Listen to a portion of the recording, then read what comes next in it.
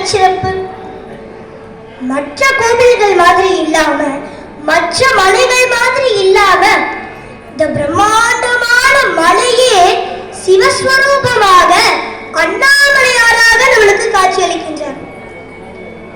அண்ணாமலை அப்படின்னா அண்ட முடியாத, நெருங்க முடியாத ஒரு நெருப்பு மலை. அப்ப நம்ம அந்த மலை கிட்ட போக முடியாதா? அப்ப நம்ம அந்த மலை கிட்ட நெருங்க முடியாதா? அப்ப அந்த மலை மேல ஏறி இந்த மகா கார்த்திகை தீபம்ல ஏற்றுவாங்க, அதெல்லாம் நம்மளால முடியாதா? இதோடைய கருத்து என்னதுன்னா, ஆதி அந்தம் இல்லாத அந்த சிவபெருமான் இங்கே ஜோதி வடிவத்தில் காட்சி அளிக்கின்றார்.